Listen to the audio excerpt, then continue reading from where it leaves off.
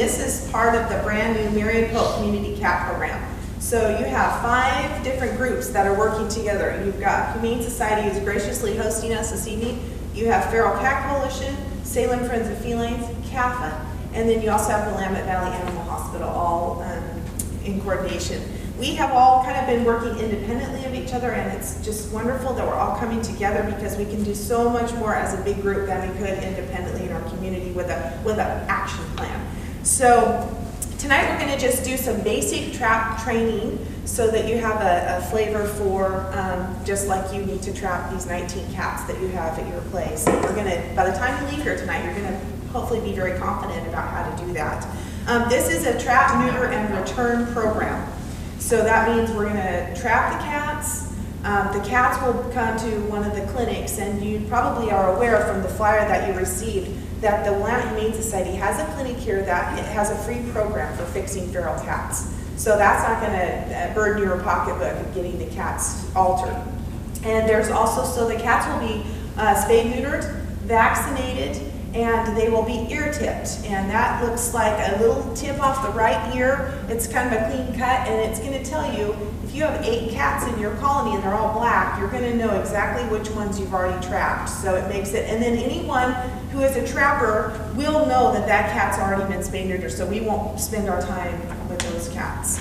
So Rhonda and I are going to go ahead and talk about, we talked a little bit about Marion Polk Community Cat Program. Statistically, I'll just give you a couple of statistics that BJ gave us. Kind of the problem we all know. We all know within our community there's stray cats, abandoned cats, feral cats. Statistically, 70% of cats entering shelters and humane societies in the U.S. will not leave alive. 70%. Estimates for the numbers of feral and stray cats run into the tens of millions in the United States. We were just discussing with Al the big problem in Las Vegas. Catching and killing cats does not work because it is impossible to keep up with the cat's reproductive rate, and you know that. You've got 19 of them more though. TNR, Trap Neuter Return, humanely and cost-effectively controls the cat population. So we want to reduce shelter intake by reducing the number of cats in our community through spay neuter. That's the only way we're ever going to really have control of this. Our best guesstimate right now, Melinda, the number we're using is 30,000 stray, feral, free-roaming cats. That's Marion County. That's Marion County. So these ladies were from the Dallas area. That doesn't even probably include what's out there too. So 30,000. How could just a few people manage that? But together we can be a mighty army. How can you help? Just like you are here today, we can trap and get the free-roaming cats in our community sterilized. Okay? You can donate, volunteer your time. Maybe it's on your own personal 1 or 2 cats that need to be fixed in the community, or you might decide that you could make a difference by joining one of the teams, the trapping teams that go out and assist people. We get calls like from this gentleman here. I have 19 cats and I don't know what to do. So there are groups of people that go out. And you might do community outreach. Educating people is a huge portion of this. If we can educate people, maybe it is just the 1 or 2 cats in their neighborhood that need to be fixed, that visit their porch for food or water, or that they see frequently. I've had a lot of people say, well, that cat doesn't really live in any one house, it kind of just makes its way around. But let's get the one cat that makes its way around fixed if people are caring for it and feeding. So Rhonda and I want to do some teaching tonight. We want to show you how to operate the traps. Trap Neuter Return, what is it? It's a program through which free-roaming community cats, a community cat basically, it's like we just discussed, they don't really particularly belong to anyone, but they are part of the community, and they're in every single neighborhood. I know that you've all seen them in your neighborhood. They're humanely trapped, sterilized, and medically treated, so if they notice something, like they have severe ear mites or something while they're under, they will take care of that as well. And they're returned to the outdoor location, the exact location that they were found. Okay? And then we know that Marion Polk Community Cat Program has some services available, and we talked about that. Right now there is grant money available through the Humane Society for free spay neuter of those free roaming cats. The benefits and goals of TNR is cost-effective and humane population control. We talked about reduction in the intake of cats to local shelters. So this is our local shelter. We also have Friends of Felines. I know CAFA can foster a few cats. Feral Cat Coalition doesn't always have room to take cats, they're mainly just the TNR program. And creation of a more healthy environment for cats. If you have free roaming cats in your neighborhood, you want to assure that those cats are healthy because they are likely mixing with other cats, maybe even your own. And reduce conflict between the public and cats, therefore reducing the public complaints. Sometimes people complain, there's too many cats in my neighborhood, or there's too many cats in my yard. Okay. And the things they complain about are always the things that spay and neuter would take care of, is what is important. Procedurally, it's very simple. Cats are humanely trapped, and I want to reemphasize the word humane. They're not injured in the process. Using the live traps, and we have 3 different varieties here, plus a drop trap that we'll be demonstrating for you tonight. Cats are transported to surgery within 12 hours of being trapped. Cats are spayed, neutered, vaccinated. They are sometimes dewormed, it just kind of depends. Ear tipped. If they notice that there's a worm issue, they're going to deworm the cat. The ear tip, that will show they've been sterilized. Cats are picked up from surgery by the person that dropped them off at the clinic the same day, and they're kept overnight in a safe place. And then In the traps. in the traps. Thank you. Cats are released back to the area in which they were trapped the following day. And food, water, and shelter may be provided in some cases by caregivers. So it's But unlike not before surgery. not before surgery. We'll talk about that too. Thank you for pointing that out. Here is a picture. It's a great picture of an ear tip if you've never seen one.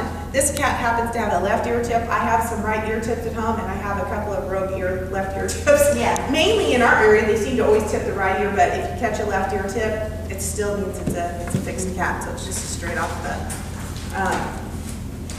And then, lastly, here's kind of the cages with the cats in them, because this looks like the recovery process. This is at a shelter in another state. So, Rhonda, would you want to? We're going to start talking about the different kinds of traps, and we'll go over some of the trapping tips for catching the cats. Would you want to explain about maybe some of the traps and the benefits, or what's the difference between some of these traps? So before we ever trap, we always establish a feeding area and a feeding location, and where you establish that location, you always want to, I advise people, feed once a day. You don't have to feed twice a day, and in the morning, because they always come in the morning looking for food. And once we establish a feeding location, the day that you want to trap, you just pull the food and you put something really yummy instead of dry food. You put some wet, smelly food for the kids. So this is my favorite trap. Yes, this is, and a lot of people use newspaper, and we have an example here that some of us cut vinyls. This is why these towels are up here. Some of us take a hand towel and we lay it in the trap. So first thing we always do, and I think we should have, I thought I brought a little,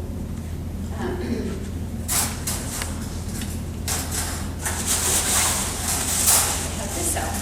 I try to find something very flat or small to put food in. And so you will feed the back of the trap with your nummy, smelly food. Yes, Melinda uses a bigger plate. And so we would put the food in the back of the trap right here, and we make sure we securely lock the trap up and the gates. And then there is a, what do we call the front door? What is this door? Betty always calls this door. There's a specific name for this door. Yes, and Feral Cat will remind you of. And this is the door that springs shut when the kid, this is the door where the kitty will enter, and there is a little latch in here that you slide and it grabs. I always do a little jiggle with my trap too. Once I set a trap, I do a little wiggle test. And so that trap is engaged, and you always cover a trap. The reason why we cover a trap is kitties love to go under houses and under cars, and it just tunnels them in after the food. You will see that a kitty will walk the trap and smell and look for the food, and then they look in there, and it's not intimidating when you have it covered. The cat really feels very secure walking in, and then when they walk in, the trap, I think we have a pencil, but we can. You want to make sure the ground is level too. Yeah, the wiggle test. The wiggle test is I always wiggle the trap, and if it's on grass, It's not uncommon for me to bring little pieces of wood, so you put pieces of wood, but it's very important, yes, that's a very good point, that the trap is stable, because they'll trigger it by just stepping on the bottom. But So if it's on grass, the grass might be too thick. And it would- yes, exactly, it interferes, Yeah. and it can trigger just by them walking around and just barely touching this door. So when you do this little wiggle on the trap, it kind of lets you know. When the cat walks in, it steps on this plate to get to this food. Once in a great while, cats can reach the food and it doesn't trigger. It's very rare, but it does happen. They can stretch out. Yeah, it's some of them are so good at it. It's not that often, but it happens. But if they had a pencil, So you have cats who like reach through and. you'll see them dig at this. Yeah. I bet they do. And we But- can do, I always put like a little sample of something here, because it kind of gets there. And the reason we put something on the wire, they don't like the feel of that wire on their feet. So this just encourages them to come on in Yes, with a makes little, it more inviting. very, very tiny amount, and then a very, very small amount. And then in the lid, you know, we've had people put an entire can of sardines. That's That not is just necessary. gonna make your cat smell horrible, and it's just a mess. So just a very, very, small amount, more tantalizing than this, but that's what you would put in that Yes, portion. yes, and when they step on this plate, I mean, it doesn't take much. Little kittens trigger it effortlessly. I mean, well, I think if you had an itty bitty kitten, but I've trapped tiny little kittens. I have trapped 3 cats in a trap this size before. 3 cats have literally gone in, teenagers. They went in together? If you did a 3 for 1, that's like a jackpot. Everybody at Dr. Turnbull's office died. They were large ones. They were not itty bitty kittens. They were teenagers. They were just they filed in together. I think they were so hungry.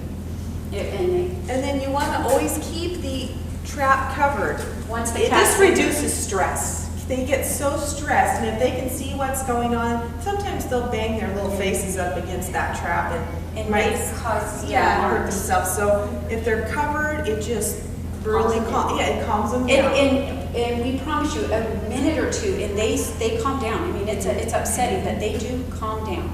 And some people want to peek and look, and if you want to peek, I mean, you do a quick look, but it's not. Don't let people who watch. They want to come up and see the poor thing in the trap, and I discourage that. So, and we label our traps too. We put information on the traps, and we take tape, and we always have tape with our name and phone number and a description of the cat when we take it to the vet, so you don't lose your trap. It doesn't confuse the vet. It helps in a lot of ways. If a vet has a question, I've had the vets call me personally when they've looked at the trap, because they want to know sometimes. You know, Rhonda, I don't think this cat looks that great before I go into it. What is the person's thought of humane euthanasia? If a vet feels that this cat has stomatitis, there's a few medical issues that vets will advise us on, that it would be cruel to let the cat go if you can't treat an animal or get it to the vet when you need to. Put the trapping location on there too. You know, we never put a trapping location. We just put our That's what name. we had to do in Las Vegas. Did We you? had so many. Interesting. We had so many. They wanted to know where the cats came from.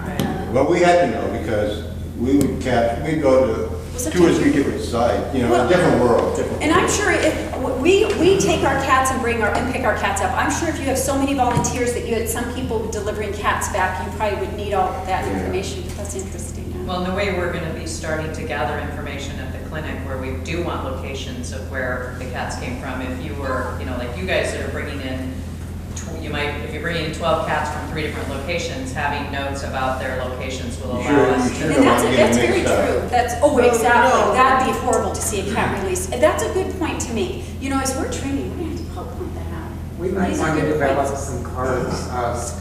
Green Hill has a card that they put on every trap that you just fill it in. I think that would So be nice to really- have those. That's a good point to make for us, because we are always dealing with the cats and bringing them back. We're going to be dealing with people who are helping and volunteering. I keep a log in my car. I log, I put the description, and I'll put the date. Cousin Fluffy, that's his name, Cousin Fluffy. And Cousin Fluffy came from whatever the address is, so I've got that address down. Now, on my trap, it says Cousin Fluffy right here, I know that. So I know Cousin Fluffy's going back to Church Street, because that's where he came from. I also, on the tape, I'll put on here, the cat's name. I usually put TNR. For me personally, I always write SFOF, because that's who I run through usually. And then I'll put PU, pickup. They know Belinda Rosso is picking this cat up. And then I will put a little note. If I notice there's a problem with that left eye, I'll put check left eye, something. I put a little note on there just because when they're looking at that trap, they're gonna know, oh, I better check on that because that was a concern for her with this particular cat. So where do you take them though? What are your choices when you trap them? Where do you take them? Do you have to make an appointment and they have to know you're coming? Yes. So if you don't get them, then You call them and say, There, sorry. yeah, and they understand that part. And if it's a Yeah. onesie, if it's just one cat and you happen to feel you might be successful, there are 2 vet offices and this clinic will work with you. But you might be one of some other people that have already made the call. But to keep a cat overnight though, they'll work with you if they hear you have it, and to keep it 24 hours, sometimes it's hard. I keep it up high like this in my house and cover it, and I would not recommend people that don't do this all the time, but I do know how to pull paper out of, you can lift these things up just very little if you see some icky, and I pull it out, and you gotta be careful because those cats look for a moment to get out. And I did it, when I was a young trapper, I did something dumb once. I lifted it up and the cat went right past my We face. have had them and- escape in the garage and it only happens to you usually once. Once. You now have to get it. And another thing that happens a lot is the cat will shred the paper. That's Oh, yeah, exactly they- right. That's they why. And they pull this all the way through. Yeah, they Towels can. get That's pulled all the amazing. way through. I have found a towel is my easiest one, and Rhonda created these mats are great because they can just be sterilized and used again.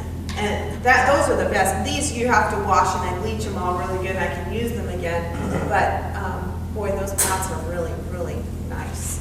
Rhonda, would you explain about this, how this trap might be different, why this might be a better choice for some locations than that one? Is one of those the ones that are available through the Humane Society?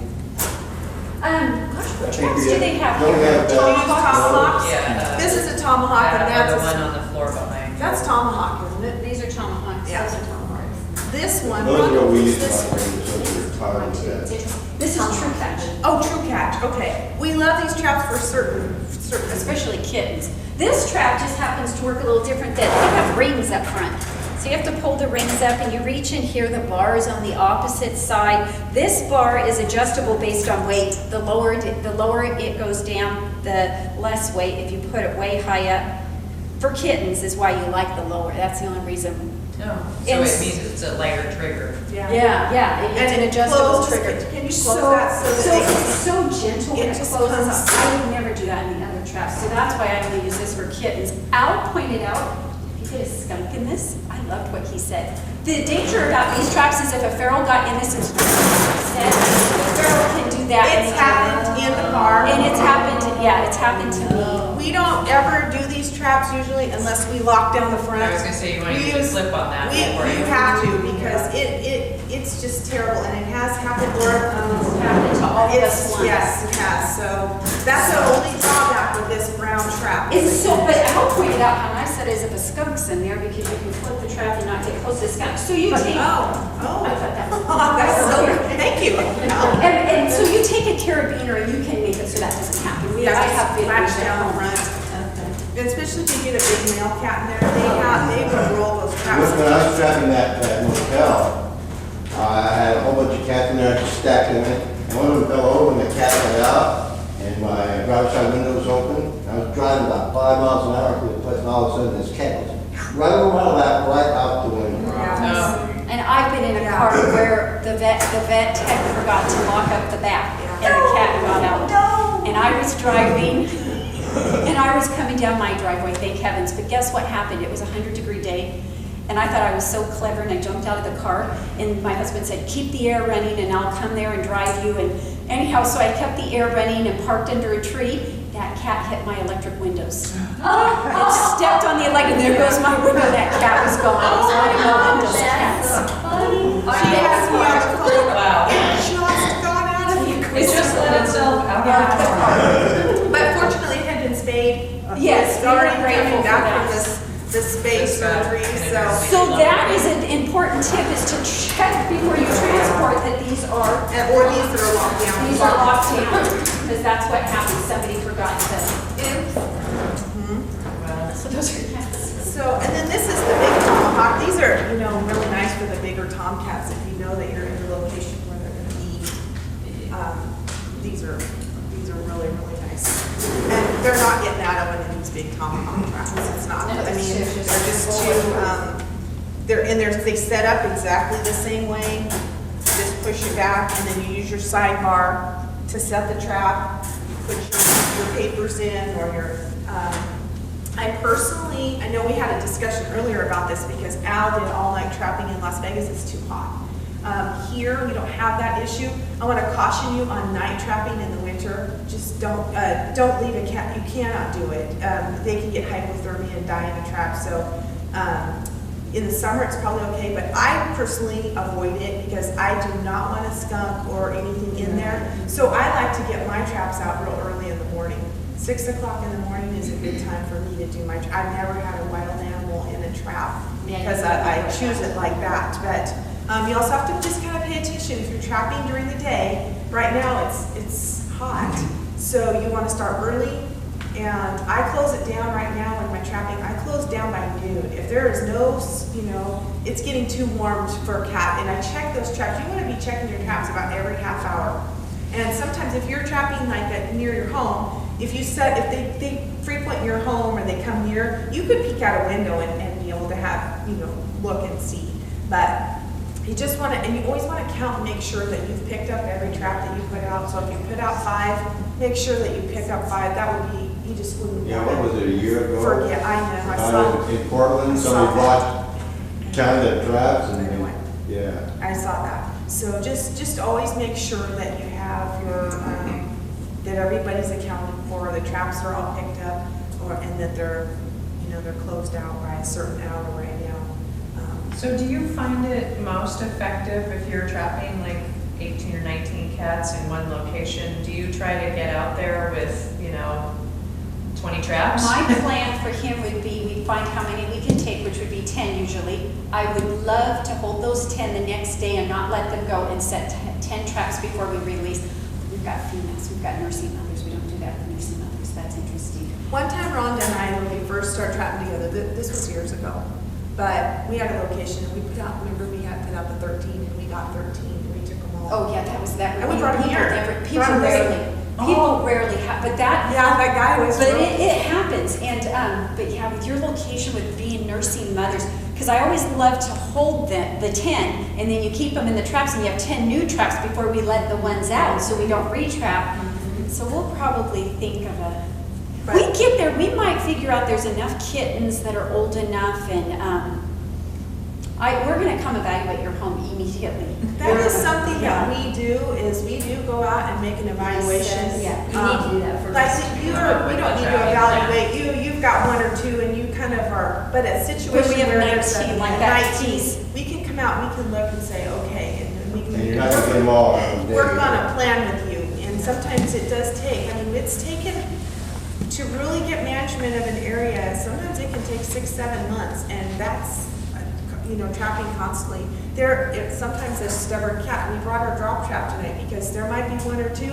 They are not going in this trap. I mean, it is really. And remember this too, some people like you with the 19, if you feel you run out of traps, some people sometimes think, I'm just gonna try to get the kitty in a carrier, and I'm gonna somehow, and don't ever, because this is Betty Emerson says this, you trap a cat, you get it once.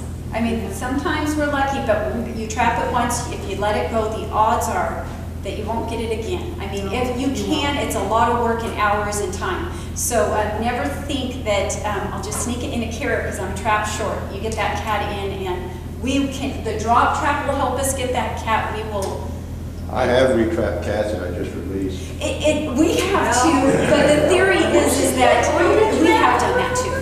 You can, but it's not going to ever be the one you want. But you got to be prepared that they've got some cats that's happened to, that they have. I know women that have been working for a year trying to get that cat. You do retrap cats, it cracks you up. But we got to always think that way. I mean, I retrap them as soon as I let them go.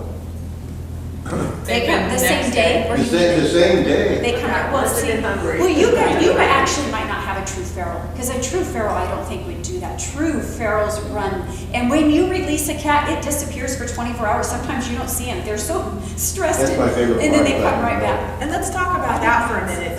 When you release a cat, they are gonna bolt, so you'll wanna release away from the road. Yes. In maybe a backyard or something that's definitely directing away, because they run like I mean, they're just like a rocket when they take they're off. They're not so looking, they're just running. stressed, yeah. It takes some time to calm themselves They down. go straight up so cinder block wall. They will, so Yeah. just, If that's what And Scottsdale too, but we don't have much stuff here. be careful of the release. So at the end, like at noon, you take the traps physically and remove them. You don't just take the food out and shut them and leave them Oh, there. I don't think there's anything wrong with leaving it.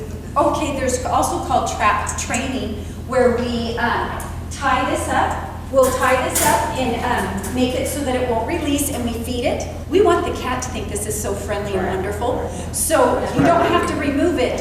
And we should have brought that up, that some people, I don't have time to trap, train, feed, but a hard cat and a cat like you're working with that you say you see once in a while, you might start doing that with one of these If you have a secure, Yeah. relatively Yeah, secure secure location to place, leave the yeah. traps. I did that the first time, but the trap that I was using this time, you couldn't, there was no way to Why tie not it open? set it. Yeah, we couldn't, it was a weird trap. I don't see one There's like so that. many traps out there. I'm amazed how many Yeah. traps. I like to use a zip tie when I tie those open. And we have with this Fix a Feral program, the clinic will rent traps for free. They just take a deposit, like a credit card number on hold, and they'll rent you that trap for free. So if it gets lost or you decide to keep it, it's $50, but otherwise it's free. And that's what all these traps cost, is $50. I mean, so that's, That's one of the things that we're trying to do. It's just so we can replace it in the program. Yeah, we try to be most careful about that. The locations that we go, we don't ever leave at an apartment complex, and I'll just say that, never ever do we leave, because we've had our traps broken, stolen, and it leaves the animal very vulnerable to. Now, if it's someone's backyard, or that's, very different, or a place that someone's right there and can observe the trap, then it's okay, but there are just certain locations that it would be safe to leave, and the traps are, they're hard for us to come by, so, but mainly it's the safety of the cat that's our biggest concern, location-wise. So I would just love these traps. Male scavengers kind of go around. oh, yes, yeah, oh, yeah. you have to be careful. So, and I've had young kids, I had somebody call my cell phone because my number was on a trap, and I didn't recognize the number, and then the next day my trap was flattened. Somebody flattened it and brought it back. So my husband said somebody took a car and ran over that thing the way it was flattened, and I put two and two together that the number that had called me 24 hours earlier. So I called the number, and it was a young kid, 16-year-old kid, saw the trap out, thought we were doing something bad. These kids got in a car and they flattened a trap. Yeah, a lot of people let those cats go because they think we're gonna kill They them. think we're gonna hurt us. So that brings up a very good point, and then I'm going to say this, and then I saw that Jay had a question. We oftentimes, and Laura has made these, kind of laminated a little tag that says, who you are, your friends of feelings, and you're trapping to, you could say trapping to fix the cats or safely return them, something like that, so that if somebody comes upon your trap, they're going to say, oh, okay, I don't have to really Yes. worry about Yeah, this. those cards from Green will have a message like that. Yeah. So we'll Well, look at that at the next steering committee meeting as maybe material that we need. We'll have door hangers that we'll distribute in the neighborhood so that, people. Makes people in the aware of what vicinity we're are going to do. Jay, you had a question? Yeah, you were mentioning that you usually set out your traps around 6 a.m. or so because we don't want to trap through the night. About what is a reasonable time frame to wait before checking your traps or before giving up the trapping operation? That's a good one. I say, all the literature kind of says about every half hour. A lot of times Rhonda and I park in such a way that we can see our traps, and our ears are so trained, I'm telling you, I can park in a driveway and hear it in the backyard. Oh, there it goes. We're sitting there. We might even be talking in a conversation. Oh, there's a trap. I heard it. And you just get used to the sound of it. But right now I'm trapping, so I'll go, if if I started at 7, I might go till noon. I might leave because of the location I'm at right now, it's pretty secure. So I leave my traps out, I know I can take off and run a quick errand, and I'm gonna come back, and it's getting warm, so I need to be checking that, but I can even be gone, I can be gone an hour from the location, as long as it's early in the day, and then I come back in. But I close out right now about noon, because it's just too, according to your weather, and rain is kind of a little harder too. If it's blowing and raining, they're not out, and if it's so hot, they're lethargic, they're not usually out either. Do you have something you would The add on that? dynamics is different for how long I wait or how often I check. We learn quickly when we don't see any activity. We'll learn, let's go take off and use the restroom down the road. I mean, we literally will say, let's leave and see what happens. And we came back with all of our traps full when we've done that once.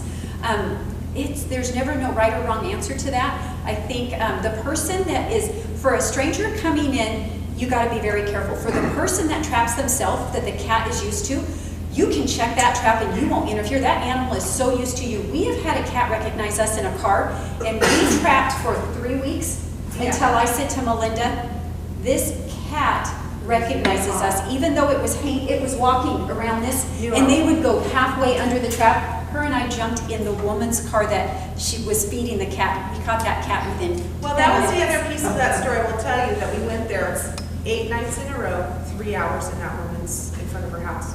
For a 3-week period. And finally, I said, are you feeding this cat? Well, it looks so hungry.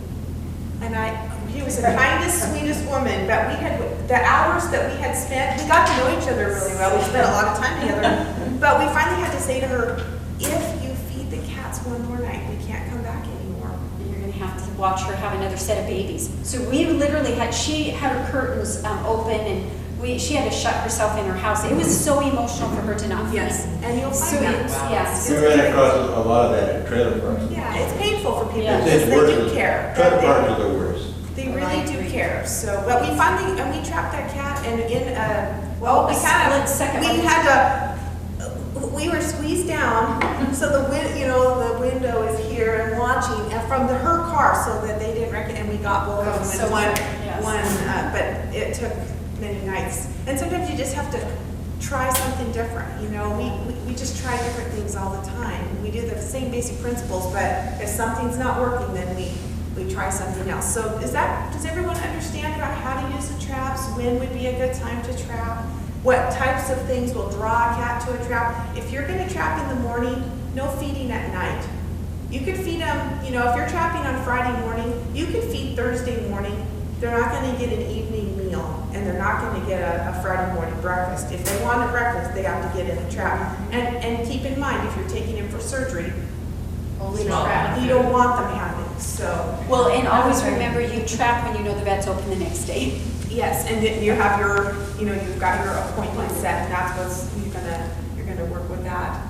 So any further questions on how to set a trap? We're gonna have some hands on here too, but I wanted to go over the drop trap as well. Rhonda, shall we go over the drop trap that this is a big drop trap that we use when we have a stubborn cat that we just cannot get.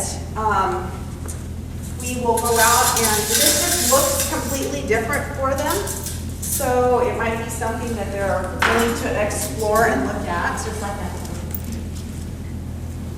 and this, you're gonna roll this thing out, and you're gonna sit in your car probably, or a house or something where you can, and you might be, halfway across this room away. So it's always advisable to just do a little, a tester. You put that. Whoops, see, that was too off. You put that in the top. I did it the other day, and You put it down here.